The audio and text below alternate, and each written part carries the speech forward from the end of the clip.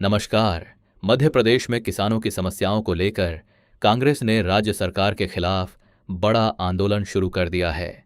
प्रदेश कांग्रेस ने 7 मई 2026 को Agra Mumbai national highway यानी कि NH-3 सहित कई प्रमुख मार्गों पर विशाल चक्का जाम किया है, जिससे कई किलोमीटर तक ट्रैफिक थम गया। कांग्रेस का आरोप है कि सरकार किसानों के साथ अन्याय और शोषण कर रही है। प्रदेश कांग्रेस अध्यक्ष जीतू पटवारी ने कहा कि अगर किसानों की समस्याओं का समाधान नहीं किया गया तो कांग्रेस सड़कों से लेकर जेल तक संघर्ष करेगी। दोस्तों, पूरी डिटेल आपको इसी वीडियो में दूंगा, लेकिन उससे पहले एक छोटा सा अनुरोध है।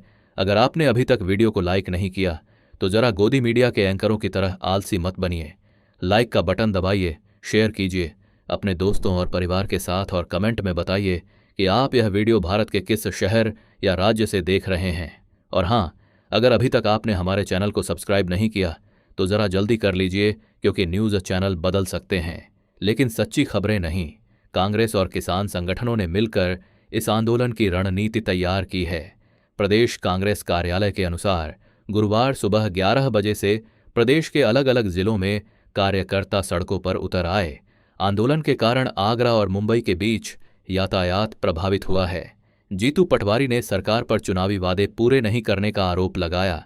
उन्होंने कहा कि बीजेपी ने चुनाव के दौरान किसानों को गेहूं का समर्थन मूल्य 2,700 रुपये प्रति क्विंटल देने का वादा किया था, लेकिन फिलहाल किसानों को केवल 2,625 रुपये प्रति क्विंटल मिल रहे हैं। उन्होंने यह भी आरोप लगाया कि राज्य सरकार किसानों से जरूरत के मुकाबले बहुत कम गेहूं खरीद रही है, जिससे किसानों को खुले बाजार में कम दाम पर फसल बेचने के लिए मजबूर होना पड़ रहा है। कांग्रेस ने धान खरीद, खाद की कमी और खेती के उपकरणों से जुड़े मुद्दों पर भी सरकार को घेरा। इंदौर में मेडिकैप्स कॉलेज चौराहे पर कांग्रेस कार्यकर्ताओं ने नेशनल हाईवे जाम कर दिया। किसानों के समर्थन में कार्यकर्ताओं ने हाईवे पर ट्रैक्टर खड़े कर प्रदर्शन किया। चक्का जाम के कारण हाईवे पर ट्रकों की लंबी कतार लग गई और यातायात प्रभावित हुआ। मुरैना में कांग्रेस का चक्का जाम आंदोलन तय समय पर शुरू नहीं हो सका। कांग्रेस यहां राष्ट्रीय राजमार्ग 44 पर 7 अलग अलग स्थानों पर प्रदर्शन कर रही है। ग्वालियर, भिंड और मुरैना के कांग्रेस कार्यकर्ता ग्वालियर मुरैना सीमा स्थित निरावली तिराहे पर जाम लगाने की तैयारी में जुटे रहे। स्थिति को देखते हुए पुलिस प्रशासन ने भी व्यापक इंतजाम किए। नवागत पुलिस अधीक्षक धर्मराज मीणा ने बुधवार शाम मौके का निरीक्षण किया था। मध्य प्रदेश कांग्रेस कमेटी के सचिव जसबीर गुज्जर ने कहा कि किसानों की समस्याओं को लेकर कांग्रेस का आंदोलन लगातार जारी रहेगा। चलिए देखते हैं अगली बड़ी खबर।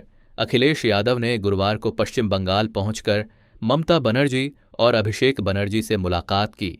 इस बैठक ने राज्य की राजनीति में नई चर्चाओं को जन्म दे दिया है। खास बात यह रही कि यह मुलाकात ऐसे समय हुई है जब हालिया राजनीतिक घटनाक्रम और चुनावी प्रदर्शन को लेकर तृणमूल कांग्रेस TMC पर सवाल उठ रहे हैं। सूत्रों के मुताबिक यह बैठक कोलकाता में हुई, जहां तीनों नेताओं के बीच मौजूदा राजनीतिक परिस्थितियों, विपक्षी एकता और आगामी चुनावी रणनीतियों पर विस्तार से चर्चा हुई। हालांकि बैठक को औपचारिक तौर पर शिष्टाचार मुलाकात बताया गया, लेकिन राजनीतिक गलियारों में इसे बेहद अहम माना जा रहा है। राजनीतिक जानकारों का मानना है कि देश में बदलते राजनीतिक समीकरणों के बीच विपक्षी दल एक बार फिर साझा रणनीति बनाने की कोशिश में जुटे हैं। ऐसे में अखिलेश यादव की ममता बनर्जी और अभिषेक बनर्जी से मुलाकात को केवल सामान्य राजनीतिक बैठक नहीं माना जा रहा। समाजवादी पार्टी और तृणमूल कांग्रेस दोनों ही दल भारतीय जनता पार्टी के खिलाफ मुखर रहे हैं। ऐसे में आगामी लोकसभा चुनावों और राष्ट्रीय स्तर पर विपक्षी एकजुटता को लेकर यह बैठक महत्वपूर्ण संकेत देती नजर आ रही है। हाल के राजनीतिक घटनाक्रम में TMC को कई मोर्चों पर आलोचनाओं का सामना करना पड़ा है। पार्टी के प्रदर्शन को लेकर विपक्ष लगातार सवाल उठा रहा है। ऐसे समय में अखिलेश यादव का बंगाल दौरा यह संकेत देता है कि विपक्षी दल एक दूसरे के साथ संवाद बनाए रखना चाहते हैं। सूत्रों के अनुसार बैठक में संगठनात्मक मजबूती, क्षेत्रीय दलों की भूमिका और राष्ट्रीय राजनीति में विपक्ष की रणनीति पर भी चर्चा हुई। हालांकि किसी भी नेता ने बैठक के बाद मीडिया के सामने विस्तार से बयान नहीं दिया।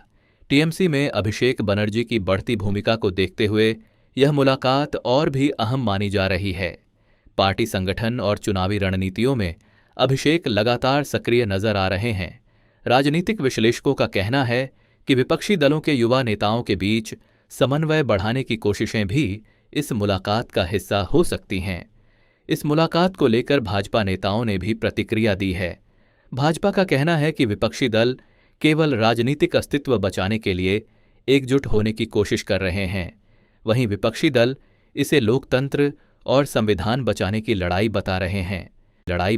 अखिलेश यादव के इस दौरे के बाद यह चर्चा तेज हो गई है कि आने वाले समय में विपक्षी दलों के बीच बैठकों का दौर और बढ़ सकता है।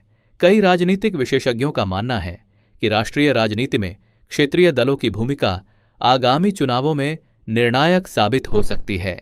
फिलहाल ममता बनर्जी, अभिषेक बनर्जी और अखिलेश यादव की यह मुलाकात राजनीतिक हलकों में चर्चा का बड़ा विषय बनी हुई है। अब सभी की नज़र इस बात पर टिकी है कि आने वाले दिनों में विपक्षी राजनीति किस दिशा में आगे बढ़ती है। चलिए देखते हैं अगली बड़ी खबर। बिहार में मुख्यमंत्री सम्राट चौधरी के नेतृत्व वाली एनडीए सरकार का मंत्रिमंडल विस्तार संपन्न हुआ, जिसमें पीएम मोदी और नीतीश कुमार की मौजूदगी में निशांत कुमार समेत 32 नए मंत्रियों ने शपथ ली। यह विस्तार भाजपा के नेतृत्व में हुए सत्ता परिवर्तन को दर्शाता है, जहां अब जेडीयू और बीजेपी के विधायकों को मिलाकर नए मंत्रिमंडल का गठन किया गया है। बिहार में मंत्रिमंडल विस्तार गुरुवार को प्रधानमंत्री नरेंद्र मोदी, केंद्रीय गृह मंत्री अमित शाह, नीतीश कुमार, राजनाथ सिंह, भारतीय जनता पार्टी भाजपा के राष्ट्रीय अध्यक्ष नितिन नबीन और अन्य नेताओं की उपस्थिति में हुआ। मंत्रिमंडल विस्तार महत्वपूर्ण है क्योंकि पूर्व मुख्यमंत्री नीतीश कुमार के बेटे निशांत मुख्यमंत्री सम्राट चौधरी के नेतृत्व वाली सरकार में शामिल हुए। सबसे पहले श्रवण कुमार, विजय कुमार सिन्हा, दिलीप कुमार जायसवाल, निशांत कुमार और लेशी सिंह ने बिहार में मुख्यमंत्री सम्राट चौधरी के नेतृत्व वाले मंत्रिमंडल में मंत्री पद की शपथ ली। 5 विधायकों ने एक साथ मंत्री पद की शपथ ली है। दूसरी बार में रामकृपाल यादव, नीतीश मिश्रा, दामोदर रावत, संजय सिंह टाइगर और अशोक चौधरी ने पटना में प्रधानमंत्री मोदी, केंद्रीय गृहमंत्री अमित शाह और अन्य नेताओं की उपस्थिति में बिहार के मंत्री पद की शपथ ली। इसके बाद भगवान सिंह कुशवाहा, अरुण शंकर प्रसाद, मदन सहनी, डॉक्टर संतोष कुमार सुमन और रमा निषाद ने पटना में बिहार मंत्री के रूप में शपथ ली। रत्नेश सादा, कुमार शैलेंद्र, शीला कुमारी, केदार प्रसाद गुप्ता और लखिंद्र कुमार रोशन ने बिहार के मंत्री पद की शपथ ली। सुनील कुमार, श्रेयसी सिंह, मोहम्मद जमा खान, नंद किशोर राम, शैलेश कुमार उर्फ बुलो मंडल और प्रमोद कुमार ने बिहार मंत्री के रूप में शपथ ली। हिंदी पट्टी के इस महत्वपूर्ण राज्य में सत्ता का नेतृत्व भाजपा को पिछले महीने जनता दल यूनाइटेड अतजदयू के राष्ट्रीय अध्यक्ष नीतीश कुमार के मुख्यमंत्री पद से इस्तीफा देने के बाद मिला। वहीं केरल विधानसभा चुनावों में यूनाइटेड डेमोक्रेटिक फ्रंट एट की महत्वपूर्ण जीत के बाद कांग्रेस नेताओं और एआईसीसी पर्यवेक्षकों अजय माकन और मुकुल वासनिक गुरुवार को तिरुवनंतपुरम में केरल प्रदेश कांग्रेस कमेटी कार्यालय पहुंचे ताकि कांग्रेस विधायक दल की बैठक में भाग ले सकें। पहुंचने पर अजय माकन ने पत्रकारों से कहा कि हम यहां मुख्यमंत्री पद की बैठक में शामिल होने आए हैं। देखते हैं कि विधायक क्या चाहते हैं। यह बैठक महत्वपूर्ण है क्योंकि यूडीएफ के नेतृत्व वाली पार्टी को निर्णायक जनादेश मिलने के बाद कांग्रेस नेतृत्व मुख्यमंत्री पद के उम्मीदवार के चयन के लिए विचार विमर्श शुरू कर रहा है।